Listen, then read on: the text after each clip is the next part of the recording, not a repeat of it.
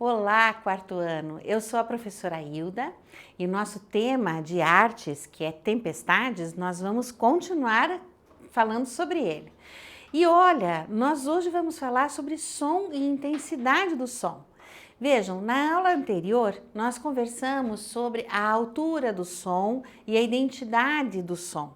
Então nós sabemos se é pelo som, se aquele instrumento é um violino, se aquele instrumento é um tambor, se aquele instrumento é uma viola, uma flauta, enfim. Pelo timbre, a gente sabe qual é a identidade daquele instrumento ou daquela pessoa que está falando.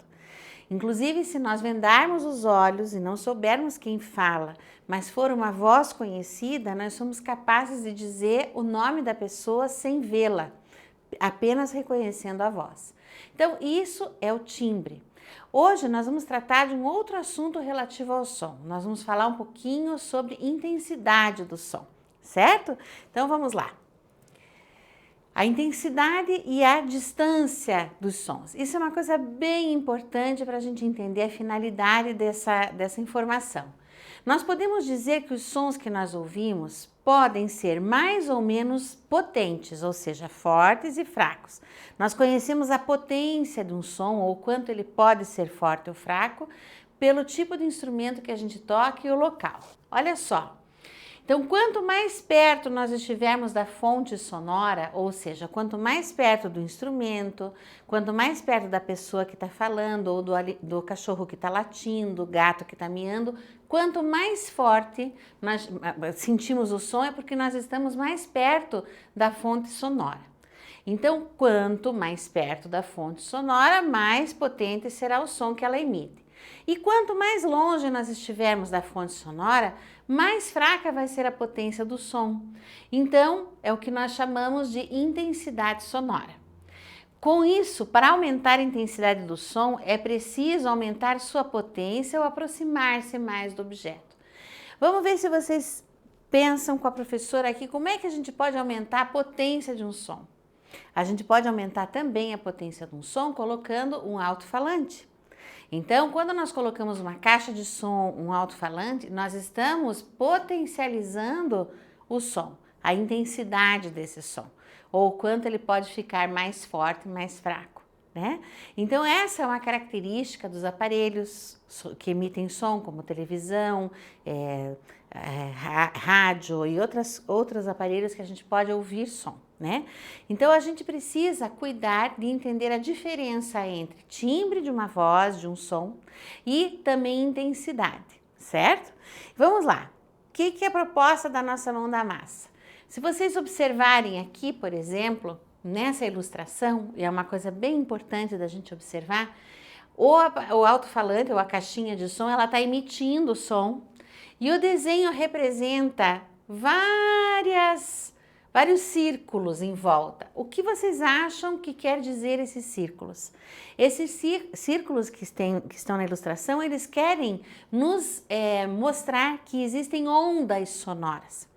Então, as ondas, você emite o som e são ondas invisíveis, elas vão se propagando pelo ar até chegar no receptor do som.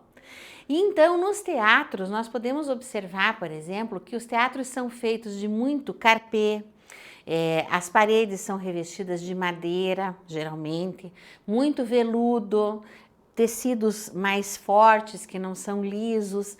Por quê? Porque esses tecidos, madeira, absorvem o som e ao absorver esse som, elas não deixam que o som continue se propagando. Então, quando a gente está num teatro mais fechado, o som fica ali. Pode até mesmo o ator falar no palco, sem microfone, sem nada, e nós somos capazes de escutar a fala desse ator. Então, é muito interessante a gente observar o lugar onde a gente está, para ver se o som é propagado, se o som é emitido e nós conseguimos escutar, se é preciso colocar um microfone, se é preciso colocar uma caixa de som para aumentar a potência do som. Então, querendo lembrar vocês somente dessas questões das ondas sonoras, certo? Então, nós podemos utilizar, gente, a brincadeira seguinte é essa, né, do mão na massa. nós podemos utilizar a imagem para representar a intensidade do som que iremos reproduzir. Então, você deverá dizer o nome de cada símbolo ilustrado e quanto menor a imagem, mais fraco o som que você vai produzir. Quanto maior, mais forte será o som produzido por você. Então, como se você estivesse perto da pessoa. Com essas regras, interprete as sequências de imagem a seguir. Olha que bacana essa brincadeira, tá? Quem faz cabrum? Vamos ver se vocês podem me ajudar. Cabrum. Essa seria uma onomatopeia, uma palavra que representa o estrondo da chuva, né, do trovão. Então, cabrum, cabrum. O que eles fizeram? Representaram um raio, vocês podem observar ali. Representaram um raio e assim, existe raio maior e raios menores. Qual é a legenda que nós vamos fazer aqui? Nós vamos saber que quando eu encontrar um cabrum grande, eu tenho que dizer cabrum. Quando eu encontro um pequenininho, eu falo cabrum. Vejam que existe uma diferença, tá? Então, a brincadeira aqui qual é, pessoal? Vamos lá. Cabrum, cabrum, cabrum, cabrum. Cabrum, cabrum. Cabrum, cabrum, cabrum. Cabrum, cabrum, cabrum, cabrum, cabrum, cabrum, cabrum. Então, é a mesma coisa que vocês vão fazer. Olha que barato essa foto aqui. São vários cachorrinhos. Então, existe um cachorro menorzinho e um cachorro maior. Quando apareceu pequenininho, qual é a intensidade? Baixa. Nós vamos falar au, au, au. Aqui, au, au, au, au. Perdão, são 3. Au, au, au. Mais 3 pequenininhos. Au, au, au. Au, au, au. Então, nós vamos interpretar conforme o tamanho do objeto. Essa é uma brincadeira bem bacana e vocês podem utilizar ou criar outros objetos para vocês poderem representar o som desses objetos, certo? De acordo com a intensidade. Desenhos maiores, maior intensidade. Desenhos menores, menor intensidade. E aí, nós vamos encontrar aqui um pouquinho mais para frente uma coisa muito bacana, gente, tá? Isso aqui são músicas que falam da chuva. E a professora já mencionou para vocês uma coisa muito importante que acontece, que é muito interessante, que para alguns a chuva faz um bem. E para outros a chuva faz coisas terríveis, como por exemplo, quando a gente tem assim muita chuva incontrolável e por não estarmos preparados, o que acontece? Essas chuvas, elas causam inundações, as tempestades fazem com que as casas sejam destruídas, haja deslizamento de barreiras, uma série de coisas que a chuva forte pode trazer. Então, nós vamos pensar que ela é um fenômeno natural. Ela inspira os artistas e nas criações, nas linguagens artísticas, como nós já vimos nos quadros, na música também isso vai acontecer, tá? Olha que letra bacana. Vamos ler ali. Chuva no Brejo é uma canção, tá? E vocês podem seguir aqui, ó, pessoal. Embaixo do poema que está escrito no livro, vocês vão ver que existe a referência. O que é essa referência? Na verdade, está explicando o nome da música, quem é a intérprete, que é a cantora Marisa Monte, aqui embaixo o compositor, no caso Moraes Moreira, e daí vem Barulhinho Bom, Rio de Janeiro, e é uma música na faixa 14 desse disco dele. Interessante que o disco é de 1996. Olha o que ele canta.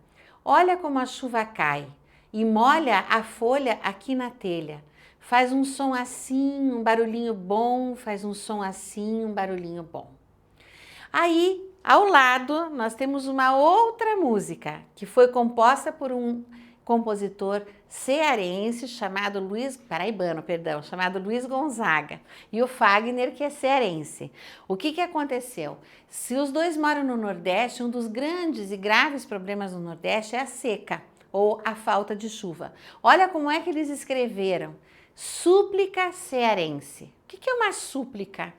É um pedido fervoroso, é um pedido como se nós disséssemos assim, por favor, chuva, caia do céu. Essa é uma súplica. é pedir por favor para que alguma coisa aconteça. Então nós temos aqui, ó Deus, perdoa esse pobre coitado que de joelhos rezou um bocado, pedindo para a chuva cair sem parar. Ó Deus, será que o Senhor se zangou?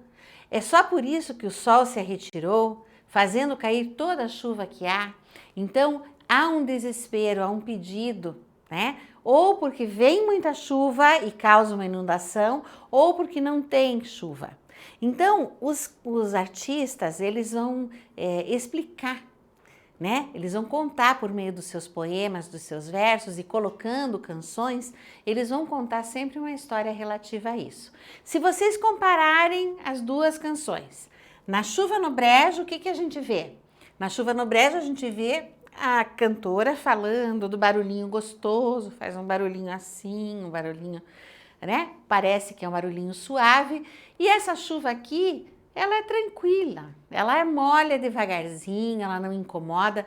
Por outro lado, tá? Ele tá pedindo aqui para a chuva cair sem parar, cair muita chuva, tá? Por isso o sol se retirou, fazendo cair toda a chuva que há.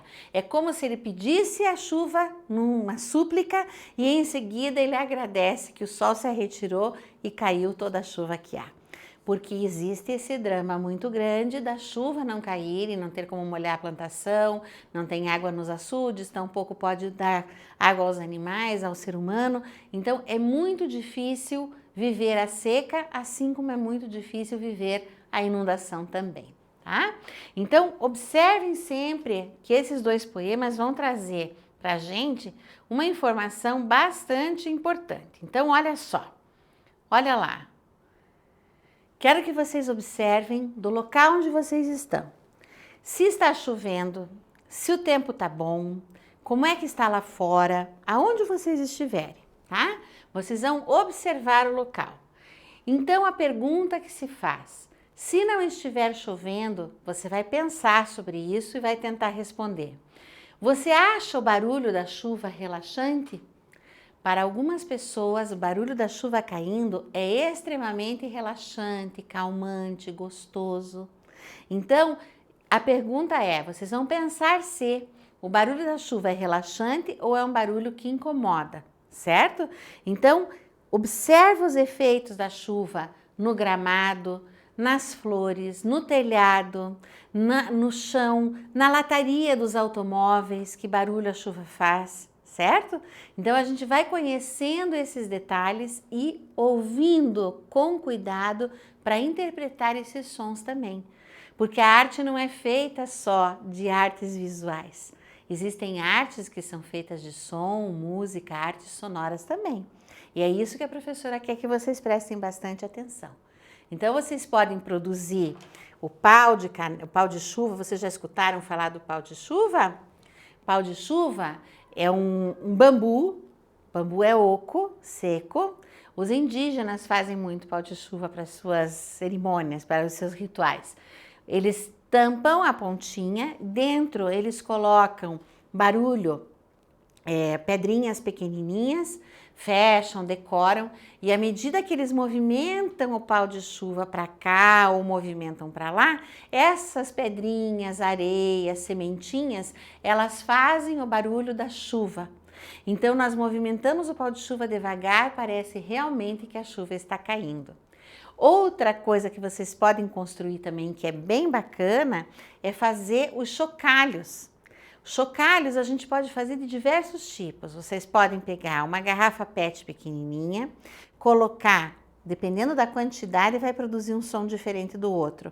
Podem colocar minúsculas pedrinhas, assim, aquelas bem pequenininhas, quase uma areinha, um pozinho. Podem colocar sementinha, pode colocar feijão, pode colocar arroz. E como vocês mexem esse chocalho, tem que ser tudo seco. Como mexem esse chocalho, tampam a garrafa, vão mexendo, vocês vão observar que os grãozinhos em contato com aquele plástico vão formar também um som parecido com o som da chuva. Então, como dizem, bora lá fazer chocalho, brincar com o pau de chuva e ouvir com atenção os sons da natureza. Um forte abraço para vocês e até o nosso próximo encontro.